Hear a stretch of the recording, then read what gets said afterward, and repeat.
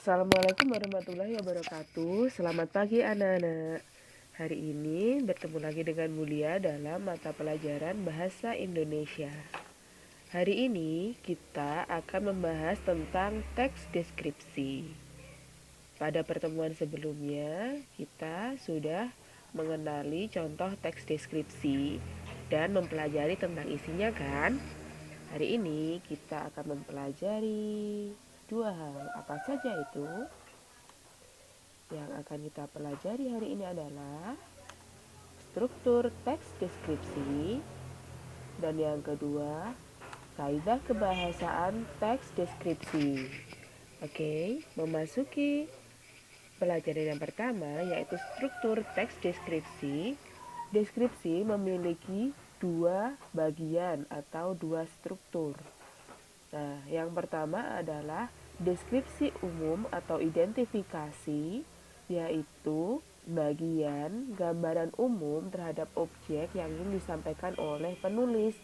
Jadi, pada bagian ini, penulis mengenalkan objek apa yang akan disampaikan, apa yang akan dideskripsikan. Jadi, secara umum, belum detailnya. Nah, selanjutnya adalah deskripsi bagian. Deskripsi bagian berisi gambaran lebih lanjut dari deskripsi umum secara jelas dan terperinci.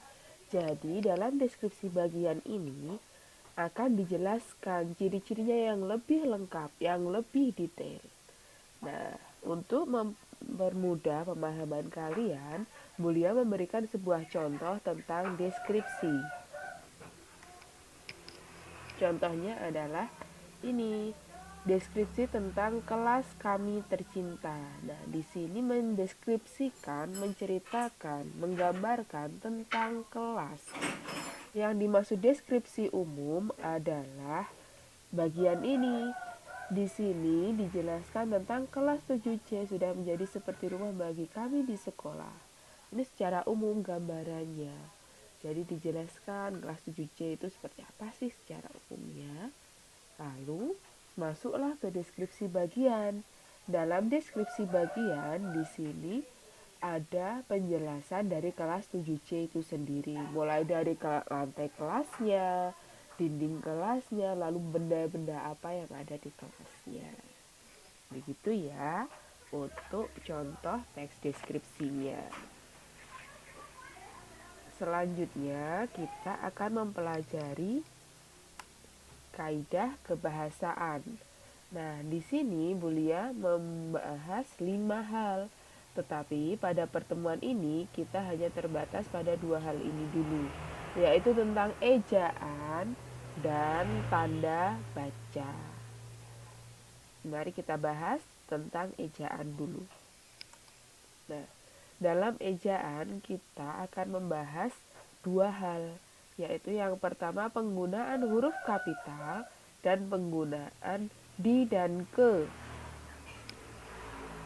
Penggunaan huruf kapital setidaknya ada 13 hal yang dapat kita sampaikan di sini, yaitu yang pertama adalah penggunaan huruf kapital di awal kalimat. Lalu di unsur nama orang, itu adalah yang paling umum atau paling sering kita gunakan. Jadi ketika kita membuat sebuah kalimat, huruf awalnya pasti huruf kapital. Contohnya adalah ini. Kita kembali ke atas, ada contohnya. Nah, dalam teks ini kita memulai sebuah kalimat dengan huruf kapital. Lantai kelas kami dilapisi oleh keramik putih yang sangat bersih dan mengkilap. Nah, di situ lantai di sini ada L menggunakan huruf kapital. Jadi untuk mengawali kalimat kita menggunakan huruf kapital. Selanjutnya adalah huruf pertama unsur nama orang. Seperti kita tahu kalau menulis nama orang huruf awalnya harus menggunakan huruf kapital. Lalu huruf pertama awal kalimat dalam petikan langsung. Sebagai huruf pertama unsur nama gelar, dan seterusnya. Itu adalah penggunaan huruf kapital. Nama kota, nama tempat juga menggunakan huruf kapital. Sebagai contoh ini, Jakarta menggunakan huruf J besar. Oke, sekarang kita masuk pada penggunaan di dan ke. Jika digunakan untuk kata depan, penulisan di dan ke terpisah dari kata yang mengikutinya. Sebagai contoh, ketika kita mengatakan di rumah, jadi tulisannya dipisah ya. Di sini di, lalu ada spasi, baru rumah. Ke Jakarta juga dipisah, ke spasi Jakarta. Jika digunakan untuk awalan, penulisan di dan ke serangkai. Jadi kalau digunakan untuk awalan itu tidak dipisah. Contohnya adalah dibunyikan, ditutup, kepada, keluar. Ini dia digunakan sebagai awalan, jadi dia tidak dipisah. Jadi tersambung penulisannya. Itu adalah untuk penggunaan di dan ke. Oke, sampai sini tentang ejaan. Lalu kita masuk pada selanjutnya, yaitu tentang tanda baca. Nah, tanda baca di sini kita akan mempelajari 8 tanda baca ya nanti. Yang pertama ada tanda titik. Tanda titik itu adalah tanda yang dipakai pada akhir kalimat. Jadi kalau kita menggunakan kalimat pernyataan, belakangnya ada tanda titik. Sebagai contoh, aku sudah makan. Pasti diakhiri tanda titik. Aku sudah makan. Beda lagi dengan kalimat pertanyaan, apakah kamu sudah makan? Itu bukan diakhiri tanda titik. Nah, lalu yang kedua, dipakai di belakang angka atau huruf dalam suatu bagan ikhtisar atau daftar. Lalu yang ketiga, dipakai untuk memisahkan angka, jam, menit, dan detik. Selanjutnya dipakai dalam daftar pustaka antara nama penulis, tahun, judul, tulisan, dan tempat terbit. Dipakai untuk memisahkan bilangan ribuan atau kelipatan yang menunjukkan jumlah. Nah, itu sebagai contoh kita menulis angka rupiah. 1.000 rupiah itu setelah angka 1 pasti ada titiknya, 1.000. Itu ya. Selanjutnya ada tanda koma. Tanda koma ini sebenarnya ada beberapa ya. Tanda koma ini dipakai di antara unsur-unsur dalam pemerincian atau pembilangan. Misalnya, saya membawa buku, tas, sepatu, koma.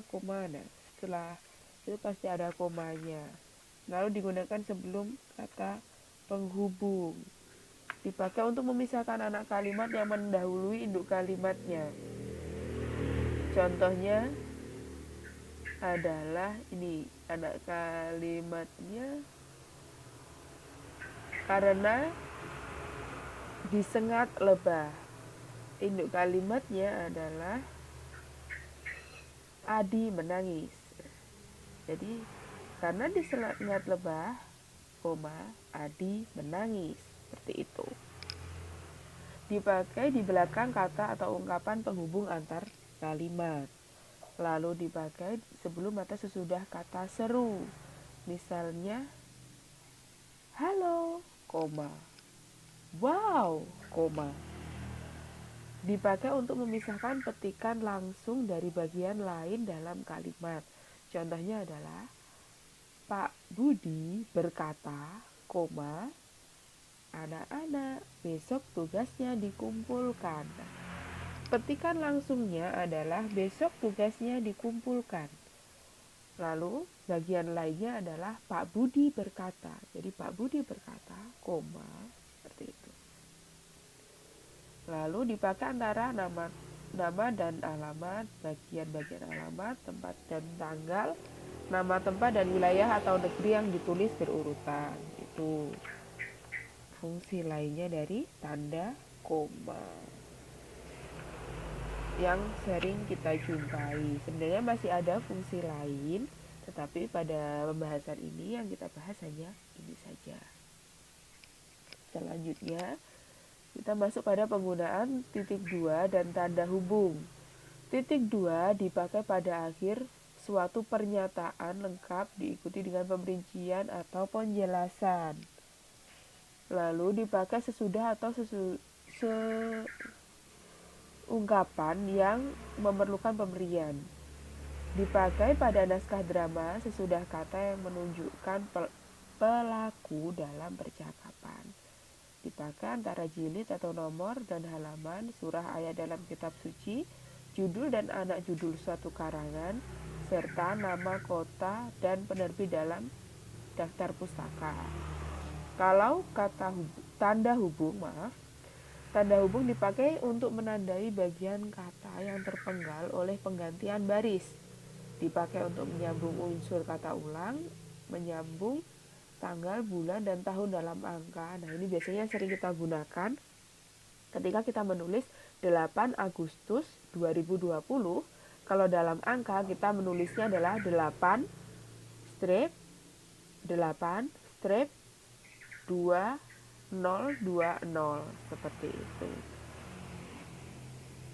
Selanjutnya adalah dipakai untuk menyambung huruf dalam kata yang dieja satu-satu. Misalnya kita mengeja kata buku, B strip U strip K strip U. Contohnya seperti itu.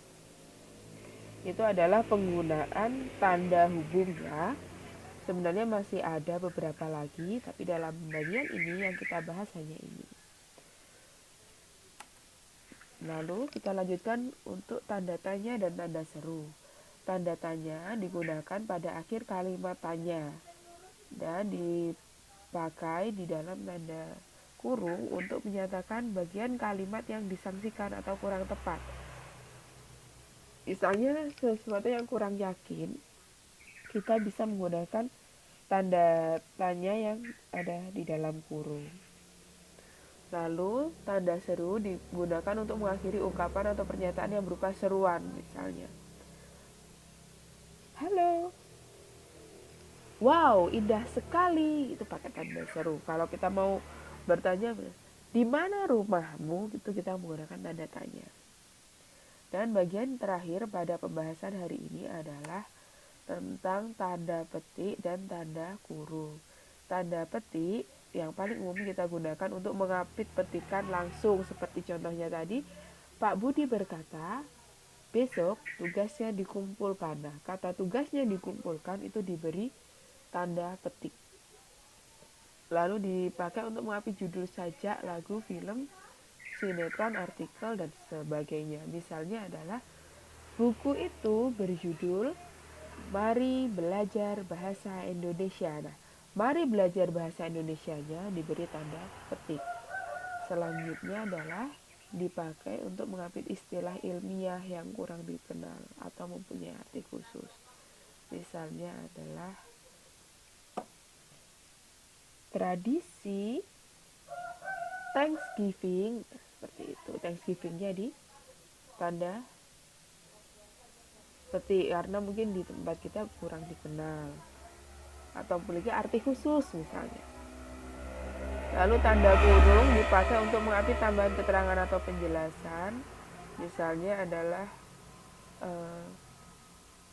dalam kata tadi di awal beliau memberikan contoh deskripsi umum dalam kurung, keterangannya adalah identifikasi.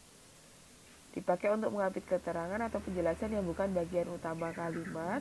Dipakai untuk mengapit huruf atau kata yang keberadaannya di dalam teks dapat dimunculkan atau tidak. Dan dipakai untuk mengapit huruf atau angka yang digunakan sebagai penanda pemerincian. Nah, itu adalah materi kita pada hari ini ya nak. Untuk yang bagian lain akan kita bahas pada bagian 2 atau bagian penjelasan selanjutnya. Terima kasih atas perhatiannya. Selamat pagi. Dan wassalamualaikum warahmatullahi wabarakatuh.